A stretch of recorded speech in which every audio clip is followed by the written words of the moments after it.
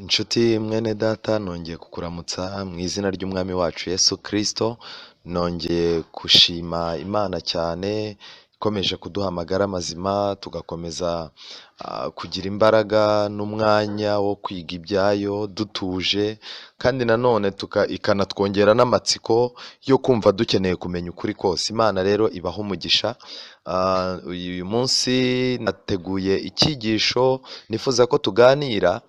Ni icyigisho kizagenda gikomeza, kizaba gifite insanganyamatsiko ivuga ngo ikinyoma ku ntebe y'izahabu, ukuri ku gatabureti. Ni icyigisho tuzaza tugenda turebera bimwe na bimwe mu minsi y'ibihimbano, ibinyoma byagiye bishyirwaho n'abantu babyitirira Bibiliya, ariko mu by'ukuri koko atari ko Bibiliya yabivuze cyangwa bitari no muri Bibiliya. Uyu munsi rero ndagira ngo tujye mbere duhere ku munsi wa Pasika. Umunsi wa Pasika, uyu munsi ni umunsi mukuru wa Pasika. Abantu benshi barimo barifurizanya abandi Pasika. Hari amashusho menshi arimo gucicikana kuri WhatsApp, hari ibimenyetso by'ibiryo abantu bagomba kurya bicicikana kuri WhatsApp n'iki, ariko mu by'ukuri ugasanga harimo ubupagani buvanze n'ubukirisitu ukuntu. Rero nifuje ko tuganira ku bya Pasika. Reka tubanze dusenge. Witeka Mana nziza, izina ryawe rihabwa icyubahiro.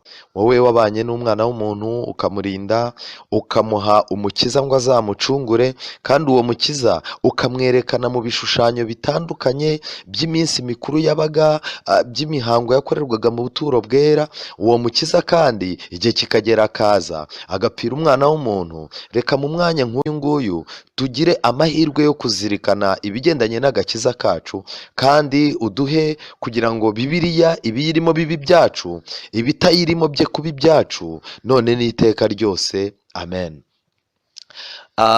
Abantu benshi barimo baribaza ku bigendanye na Pasika. Mu by'ukuri ijambo Pasika ritangira kuboneka muri Bibiliya mu Kuva igice cya 12, aho Uwiteka yabwirizaga Mose ibya Pasika. Abisirayeli bari bari mu Egiputa kandi bagombaga gutaha. Mbere y'uko bataha rero, Imana hari ibyo yagombaga gukora. Umurongo wa mbere w'igice cya 12, Uwiteka abwira Mose na Aroni mu gihugu cya Egiputa ati, uku kwezi kuzababera imfura y'amezi, kuzababera ukwezi kwa mbere mu myaka. Mubwire iteraniro ry'Abisiraheli ryose, kuwa 10 w'uko kwezi umuntu wese yiyendera umwana w'intama uko amazu yabase ari, umwana w'intama umwe mu nzu imwe. Mu magambo make, ku itariki 10 z'uko kwezi intama bagombaga kuba bayifite. Ntibyari byemewe gushaka intama ku itariki 13, ntibyari byemewe gushaka intama ku itariki 14 mu gitondo. Oya, ahubwo ni ku itariki 10, kugira ngo intama ibiri aho mwizeye ko muyifite. Niba mwana yiguze kure, yikuye kure, ibe yaruhutse, kuko iyi ntama yagombaga kuba igitambo kidafite inenge ari yo yose. Umurongo wa 4, kandi niba inzu ari nto itari bumare umwana w'intama, asangire n'umuturanyi we bahereranye, bawufatanye uko umubare w'abantu uri, uko imirire y'umuntu wese iri, aba ariko muzabara umubare w'abasangira umwana w'intama. Umwana w'intama wanyu cyangwa umwana w'ihene ntazagire inenge. Zaba isekurume itaramara umwaka, muzawukure mu ntama cyangwa mu ihene, muzawurindirize umunsi wa 14 w'uko kwezi. Iteraniro ryose ry'Abisirayeli bazawubikire nimugoroba. Mu magambo make, Pasika yagombaga kuba ari ku itariki 14.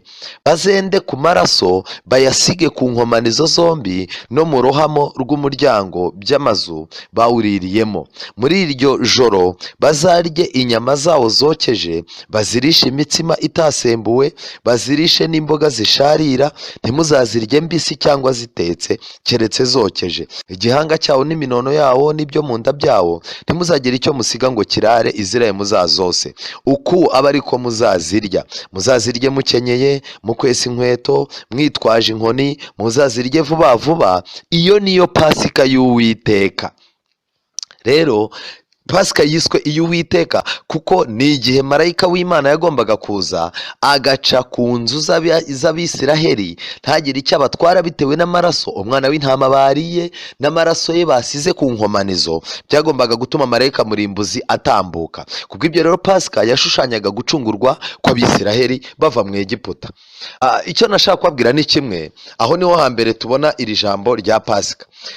Muri Bibiliya hari amasomo arenga 70 avuga kuri Pasika. Ijambo ryakoreshejwe mu Cyongereza hano muri Pasika ryiswe pass over, gutambuka ni ukuvuga ngo marayika w'Imana yagombaga kubahitaho ntagire icyo abatwara, ariko abanyegiputa bo bakarimbuka. Iryo jambo rero pass over niryo ryavuyeho ijambo rya pasika mu gifaransa Pâques. Ibyo byose bifite ikintu bishushanya, ariko nagira ngo mbabwire uyu munsi kimwe mu bintu bikwiye kugutera amatsiko n'impungenge nuko uyu munsi wa none ntabwo tugifite pasika yitwa Passover, ahubwo abantu bahawe pasika yitwa Easter. Rero dukeneye kuza kumenya ese Easter yaturutse hehe. Niba mubyibuka neza, mu mwaka wa 325 nyuma ya Kristo habaye inama yabereye i Nice. Yego, ni inama yabereye i Nice. Iyi nama yabereye i Nice ni konsili y'i Nice, niko muzabibona. Iyi nama muri 325 murahita mwumva umuyobozi wari uhari, wari uyoboye iyi nama wafashaga abantu mu myanzuro ni Constantino rero yavuze yuko bitaba byiza ko bari barimo gushaka mu by'ukuri umunsi nyakuri bashyiraho pasika. Turaza kuza kureba ubundi niba na pasika ibaho, niba na pasika ikibaho. Ariko muri uwo mwaka 325 Constantino yaravuze ati mureke dushaka umunsi umwe dushyiraho pasika. Noneho uwo munsi urabagora, uwo munsi ubagoye baravuga bati ariko nanone ntago dukeneye guhuza n'abaheburayo. Abaheburayo murabizi yuko nibo dushinja ko bishe umwami Yesu, ntaho dukwiriye guhurira n'amateka yabo. Kubw'ibyo rero dutere umugongo pasika, twerekere ku cyitwa Easter. Mu by'ukuri Easter nawo wari umuhango wari usanzwe w'abapagani, n'abapagani bo mu burengerazuba. Ubupagani bwo mu burengerazuba bwari busanganywe iminsi mikuru yitwa Easter, wabaga ari ku cyumweru uwo munsi mukuru wa Easter. Kandi uretse icyo ngicyo wakurikirwaga cyari icyumweru gikurikira kuboneka k'ukwezi. Ibi rero nabyo bikaba ibindi bintu. Icyo nashaka kubabwira ni kimwe, mu gitabo cyitwa Vine's Complete Expository Dictionary of Old and New Testament Words, bandika mu 1997 basobanura ku ijambo Easter. Basobanuye bakurikije amagambo uyu mugabo witwa Vine yanditse ngo ijambo Easter ntabwo ari ijambo rikomoka mu bakirisitu, ahubwo ni ijambo rikomoka mu bitwa aba Astarte. Ni ukuvuga ngo ni ijambo, ni terme ikomoka mu bakarudayo, mu bigirwamana by'ibigore by'abakarudaya byabagaho. Ni ukuvuga ngo rero hari ikigirwamana cyitwa the Queen of Heaven, cyangwa se umwamikazi w'ijuru. Icyo ngicyo cyagiraga iminsi mikuru, kandi iyo minsi mikuru yacyo yari ifitanye isano n'icyo bita Easter. Mu magambo make rero umunsi mukuru uwo twita Easter uyu munsi wa none ntabwo ariyo pasika isomwa mu gitabo cyo Kuva, ahubwo biragaragara yuko ikomoka mu cyo bita Western religion, cyangwa se mu misengere ya gipagani ikomoka mu burengerazuba, mu bihugu by'uburengerazuba. Kubw'ibyo rero kimwe mu bintu abantu bakwiye kumenya, abana abapagani babyiyandikiye, ariko urabona koko niko bimeze. Kubw'ibyo rero hari ikindi wenda nashaka kubabwira. Muri icyo gitabo nanone bakomeje kwandika, bavuga amateka uburyo Constantino ariwe washyizeho muri ya nama y'i Nice yabaye muri 325, ariwe washatse ko hajyaho itariki, ariko arangije icyo yakoze ni iki: yignorinze cyangwa se yasuzuguye ku mugaragaro ibigendanye n'iby'abaheburayo n'iby'abayahudi, kugira ngo hajyeho haboneke itandukaniro rya kiliziya ndetse n'abo bantu b'abayahudi bashinjwaga urupfu rwa Yesu. Kandi iyo nama y'i Nice yafashe umunsi mukuru wo kuzuka kwa Yesu aho gufata umunsi mukuru wo gupfa kwe. Kubw'ibyo rero nshuti zanjye, iki gitabo ndetse n'abagatulika barabyemerera, ntabwo pasika uyu munsi wa none bita pasika, ntabwo ariyo munsi wo kuzuka kwa Yesu. Pasika ya mbere yo mu gihe cy'abaheburayo yashushanyaga umwana w'intama, washushanyaga Yesu, yashushanyaga gupfa kwa Yesu. None uyu munsi wa none icyo dufite cyitwa pasika, mu bundi buryo cyitwa Easter, ntabwo gishushanya gupfa, ahubwo gishushanya kuzuka. Kubw'ibyo rero ibi babikoze kugira ngo babone ibihamya bizashyigikira icyumweru. Hano baranditse ngo Easter was to be on the Sunday after the first full moon following the spring equinox. Mu magambo make hari icyo bita spring equinox cyaberaga muri Egiputa. Noneho rero abapagani bagiraga uburyo icyumweru bizihizaga cyabonetseho kuboneka k'ukwezi kuzuye, icyo bita full moon, first full moon. Nuvuga ngo mu burengerazuba bagira igihe bamara ukwezi kwarabuze. Kubw'ibyo rero kuboneka kwako kwabaga ari umunsi udasanzwe mu gihe ukwezi kwabonekaga gufite ishusho yuzuye. Ibi ngibi nabyo bikajya kugira n'isano n'imisengere y'abisilamu yo kuboneka k'ukwezi, ari byo bakuramo iminsi mikuru itandukanye irimo za Ramadhan. Ikindi nagira ngo mbabwire, murabyumva yuko mu burengerazuba bwo hagati byanga byakunda bushingiye imisengere yabwo ku mboneko z'ukwezi, ku mboneko ku izuba n'ibindi. Icyo nashakaga kuvuga ngiki, muri iyo nama bagennye yuko, muri iyo nama yo muri 325 bagennye yuko byanga byakunda iminsi, kubera ko gufata umunsi umwe byari kubananira, kuko pasika y'abaheburayo yagombaga kugira itariki imwe ihoraho. Ariko noneho iyi Easter yo bashatse kuyihindura pasika, bakubitanye n'ikibazo cy'uko izaza ihora ihindura igihe bitewe n'uko izo mboneko z'uko kwezi kugira ngo kuboneke kwabo, uko kwezi kugenda guhindagura ibihe bitewe n'icyo bita season.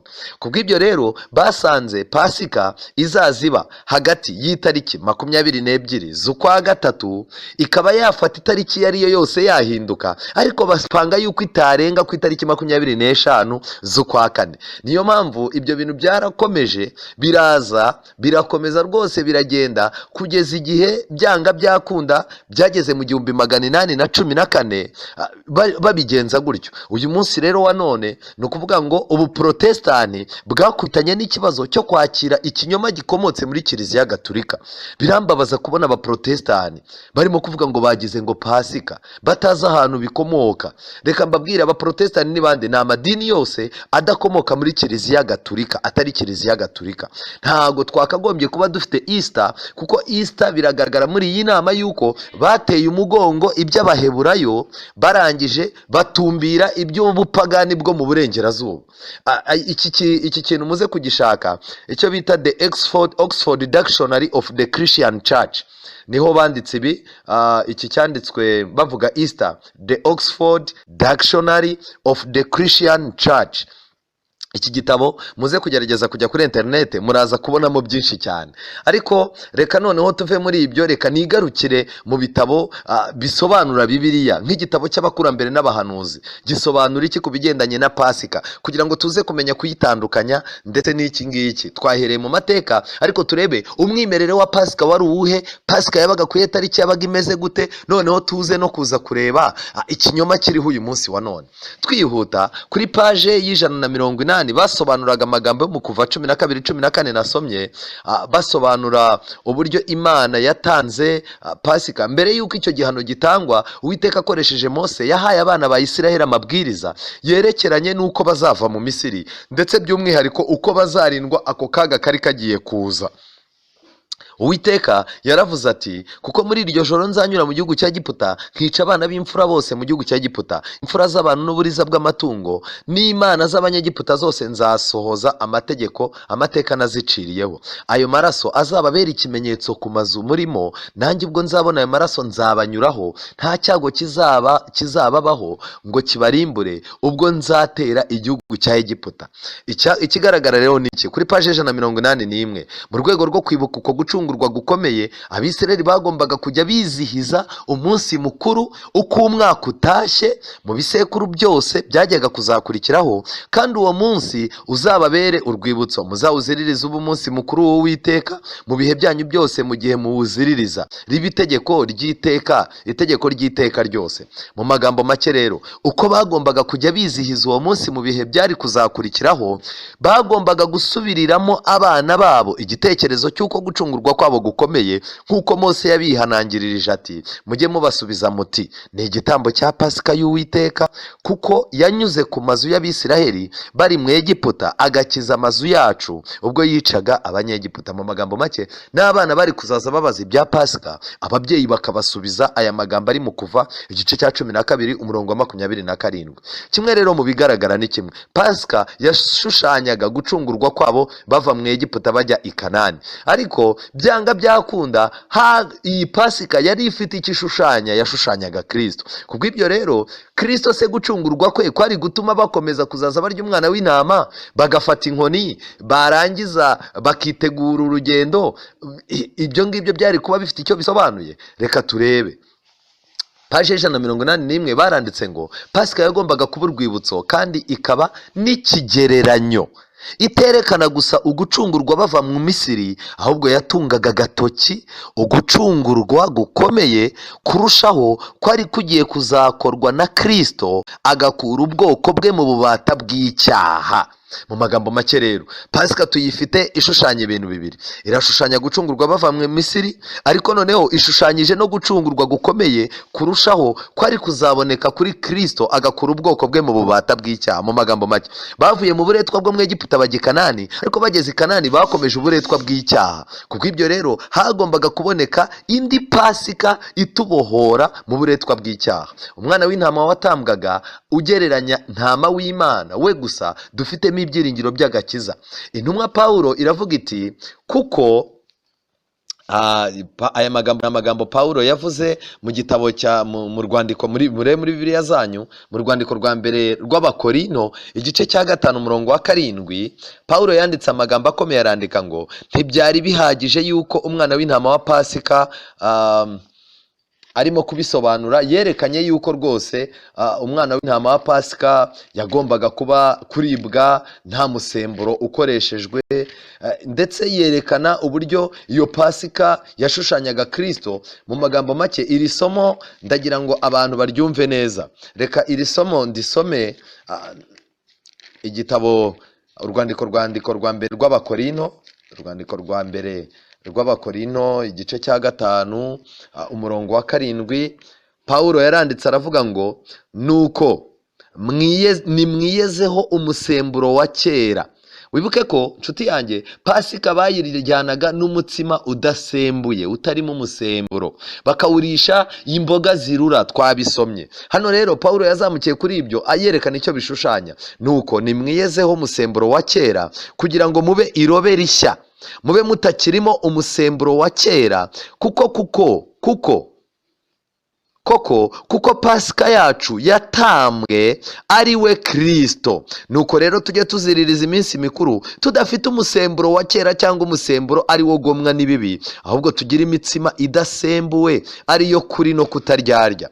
Mu magambo make, pasika yacu yaratambwe niyo Kristo. Mu magambo make rero Kristo agiye kutubera icyitegererezo. Pasika iriya y'Abisiraheli ubwo itaye agaciro, Kristo atubereye pasika.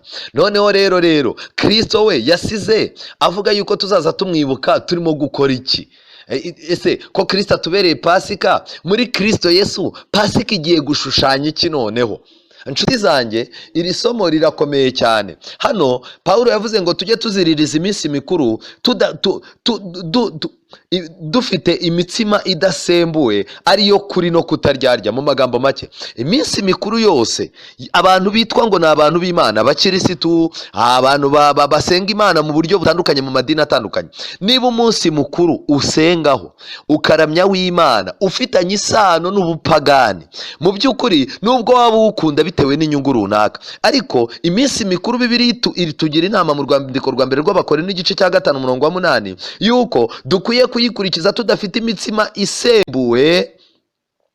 Tugomba kuba turi mu kuri kandi nta buryarya burimo. Rero uyu munsi wa pasika, uyu munsi wa none abantu bizihije, nagira mbabwire ngo ufite ikibazo, kubera ko icyambere bawise Easter aho kuwita Passover, kandi impamvu bawise Easter nuko ufitanye isano n'ubupagani. Mu magambo make rero turimo turaziririza iminsi mikuru, abantu benshi ubu barimo barifurizanya pasika, ariko mu by'ukuri iyo pasika barimo kwizihizanya irimo ikinyoma, irimo uburyarya, ntabwo ifitanye isano n'icyo Kristo yashyizeho. Abakurambere n'abahanuzi paje 372 muri icyo gitabo baranditse ngo byategekwaga mu buryo bukomeye mu mategeko ya pasika, kandi byubahirizwaga n'Abayuda mu buryo budakebakeba mu mikorere yabo, ku buryo nta musemburo washoboraga kuboneka mu mazu yabo mu gihe cyo kwizihiza pasika. Uyu musemburo ushushanya iki rero? Mu buryo nk'ubwo umusemburo w'icyaha ukwiriye gukurwa mu bantu bose babasha kwakira ubugingo n'igaburo n'ingaburo bituruka kuri Kristo. Bityo Pawulo yandikira itorero ry'i Korinto ati mwiyezeho umusemburo wa kera kugira ngo mubirobe rishya. Yasobanuraga iki? Ku munsi wa cumi na kane w'ukwezi nimugoroba bizihizaga Pasika. Uyu munsi buri gihe wagombaga kuba ari vendredi. Mu magambo make wabaga ari ku wa gatandatu w'isabato, wabaga ari vendredi ku munsi wa 14 w'ukwezi nimugoroba. Ibi byabaga uno munsi mukuru wabaga ari saa 9. Mwibuke yuko na Yesu yapfuye ari saa 9. Bizihizaga Pasika kandi imihango yayo ihimbaje yabibutsa uko bakijijwe uburetwa bagakurwa mu Misiri, ndetse ikanatunga agatoki igitambo cyagombaga kuzababatura mu bubata bw'icyaha. Igihe mutega amatwi inshuti zanjye, igihe umukiza yatangaga ubugingo bwe i Karuvari, icyo Pasika yasobanuraga nticyongeye kubaho, bityo hashyirwaho ifunguro ry'umwami riba urwibutso rw'icyo Pasika yagereranyaga. Mu magambo make, tutiriwe tuvunika cyane, tutiriwe tujya mu busobanuro bwinshi, ibi biragaragara neza. Ni ukuvuga ngo Pasika ya kera ikuweho, hasigaye ifunguro ryera niryo risimbuye Pasika rizaza rishushanya Kristo. None inshuti zanjye, kubera iki Kiliziya igomba kugira Pasika? Nuko Kiliziya ntabwo ijya igira ifunguro ryera ryuzuye. Kiliziya iha abantu umutsima gusa, ariko ntabwo ijya ibaha divayi cyangwa se amaraso ya Kristo, ahubwo anywebwa n'umusaseredoti wenyine. Kubw'ibyo rero, iki ni ikimenyetso gikomeye cy'uko byanga byakunda bafashe iki kintu cyitwa Easter mu rwego rwo guhunga ubutumwa bwiza icyo bwavugaga. Kubw'ibyo rero, ifunguro ryera, cya gikorwa Kristo yakoze yoza abigishwa b'ibirenge, abaha igikombe baranywa, abaha n'umutsima bararya, ibyo ngibyo nibyo byasimbuye Pasika yo mu gihe cya kera. Aya magambo arakomeye cyane, kandi ndagira ngo wenda kuba nteze amatwi muze kwifashisha igitabo gisobanura amateka y'intambara iri hagati ya Kristo na Satani cyitwa Intambara Ikomeye, paje 228, banditse paje 288. Ego nanibeshye, paje 288 baranditse ngo gutambwa k'umwana w'intama wa Pasika byari igishushanyo cy'urupfu rwa Kristo. Intumwa Pawulo aravuga ati Pasika yacu yaratambwe. Nibyo koko, kuko Kristo ari we muganura. Kristo niwe muganura. Pasika yashushanyaga umuzuko wa Kristo. Ubwo Pawulo yavugaga iby'umuzuko w'umukiza ndetse n'uwabe bose, yaravuze ati kuko Kristo ari we muganura, maze hanyuma aba Kristo bakazabona kuzuka ubwo azaza. Nshuti zanjye, Pawulo ahangaha arimo aragaragaza iki? Arimo aragaragaza, ubundi nagira ngo mbabwire, tugiye kwinjira mu minsi y'Abayuda, Abaheburayo, uko babaraga iminsi mikuru. Mu by'ukuri Pasika, icyo twita Pasika uyu munsi wa none cyabaye ku cyumweru, gitandukanye na Pasika yabaga mu gihe cy'Abaheburayo no mu gihe cya Yesu, kuko yo yabaga ari vendredi igashushanya urupfu rwa Yesu. None y'uyu munsi wa none ishushanya umuzuko wa Yesu. Murumva yuko byanga byakunda umuganura wa Bibiliya, ivuga mu gihe cy'Abaheburayo na Pasika barabyitiranyije. Amadini y'uyu munsi wa none icyo afite ntabwo ari Pasika nyirizina, kuko yashushanyaga urupfu rwa Yesu, ahubwo icyo bafite ni umuzuko wa Yesu. Mu magambo make, gishushanya umuganura, niko Pawulo yavuze. Nk'uko iseri ry'imbuto ryazunguzwaga ryarabaga ari imbuto zihishije zakurwaga mu murima mbere y'uko basarura, Kristo nawe ni umuganura w'uwo musaruro udapfa w'abacunguwe bazateranyirizwa mu kigega cy'Imana ubwo umuzuko dutegereje uzabaho. Mu magambo make, hari ibintu bibiri umutambyi mukuru yakoraga. Bamuzaniraga ingano, bamuzaniraga ishaka ry'ingano, yarangiza akarizunguriza imbere y'igicaniro, ndetse bakamuzanira n'umuganura w'ibyera mu mbuto, iseri ry'imbuto ryazunguzwaga imbere aho ngaho n'umutambyi mukuru. Byabaga ari umunsi mukuru ushushanya yuko Imana ariyo bakesha ibintu byose. Mu magambo make rero, kuzuka kwa Kristo Bibiliya yabyise umuganura, ntago yabyise Pasika. Bibiliya yabyise umuganura, ahubwo urupfu rwa Kristo nirwo rwiswe Pasika. Nshuti zanjye, mwicurika ibintu. Kristo niwe muganura w'uwo musaruro udapfa w'abacunguwe. Ibyo bimenyetso byarasohoye, tutarebeye ku byabayeho gusa, ahubwo ni ku gihe byabereyeho. Ku munsi wa 14 w'uko kwezi kwa mbere kw'Abayahudi, kuri uwo munsi n'uko kwezi, niho umwana w'intama wa Pasika yajyaga atambwa, kandi bikaba byari bimaze ibinyejana 12 5. Kuri uwo munsi rero wa 14 z'uko kwezi, kuri iyo pasika, ubwo Kristo yari amaze gusangira pasika n'abigishwa be, murabyumva neza, pasika Yesu yasangiye n'abigishwa be pasika mbere y'uko iba, arangije kuri pasika n'ubundi uwo munsi nibwo Kristo yagize gute, nibwo Kristo yabambwe. Uwo munsi ni ukuvuga ngo ku munsi wa 14 w'uko kwezi nibwo Kristo yabambwe, ariko pasika we yayiriye mbere asangira n'abigishwa bababwira yuko iyo urupfu rwe ari rwo ruzashushanya pasika. Niho yashyizeho umuhango wagombaga kuzajya ubibutsa iby'urupfu rwe nka ntama w'Imana ukuraho ibyaha by'abari mu isi. Mu ijoro ry'uwo munsi kandi niho Yesu yafashwe n'abagome. Mu ijoro ry'uwo munsi yatanze ifunguro ryera, niho yafashwe n'abagome kugira ngo abambwe kandi yicwe. Kandi nk'uko umukiza wacu washushanywaga n'iseri ry'imbuto ryazungurizwaga, yazutse mu bapfuye ku munsi wa gatatu, nuko aba umuganura w'abasinziriye. Rero kuzuka kwa Yesu gushushanya umuganura, ntago gushushanya iki, ntabwo kuri bushushanye pasika, urupfu rwa Yesu. Reka mbabwire nanone nihuta yuko pasika yakurikirwaga n'iminsi mikuru 7 y'iminsi idasembuwe. Ni ukuvuga ngo pasika iyo yamaraga kuba, bahitaga batangira kubara iminsi 7 y'imitsima idasembuwe. Muri iyo minsi 7 rero, umunsi wa mbere w'iyo minsi 7 n'umunsi wa 7 w'iyo minsi 7 yabaga ari iminsi yo guterana kwera. Ya magambo ari mu bakurambere n'abahanuzi, paje 372. Kandi kuri iyo minsi nta murimo y'ubugaragu yagombaga gukorwa. Ku munsi wa 2 w'iminsi mikuru, ni ukuvuga ngo pasika yararangiraga bwacya, ubwo ni ku isabato, hagatangira iminsi mikuru 7 y'imitsima, yatangiraga ari ku isabato. Noneho rero iyo barengaga uwo wabaga ari umunsi wa mbere, barangiza ku munsi wa 2 wayo. Mu magambo make, kuri uwo munsi wa 2 w'iminsi mikuru, umuganura w'ibyasaruwe uwo mwaka wajyanwaga imbere y'Imana. Ingano cyari ikinyampeke cyabayeho kera muri Palestina, kandi mu itangiriro ry'iyo minsi mikuru zabaga zitangiye kwera. Umutambyi yazungurizaga amahundo yazo imbere y'igicaniro cy'Imana, bikaba uburyo bwo kuzirikana ko ibintu byose ari ibyayo, nta gusarura kwabagaho uwo muhango utarakorwa. Nshuti zanjye rero, nagira ngo mbabwire umuganura, iki kintu murimo kwita pasika, kuri kalendari y'Abaheburayo ndetse badivanitse umunsi wa 7, mwebwe musoma ibitabo by'umwuka w'ubuhanuzi, iki kintu barimo kwita pasika uyu munsi wa none, twebwe mu byanditswe byera tugifite nk'umuganura w'umuzuko wa Kristo, ariko ntabwo ari pasika. Mu by'ukuri ibi bintu ni ibintu abantu bavanze. Roma byayitwaye igihe kugira ngo ibivange. Hari wenda ikindi kintu nashakaga kubabwira gikomeye, ni amagambo ari mu wifuzwa ibihe byose, paje 444. Ni amagambo akomeye, paje 444, akagingo ka 2, baranditse ngo urwibutso rw'igitambo cye gikomeye.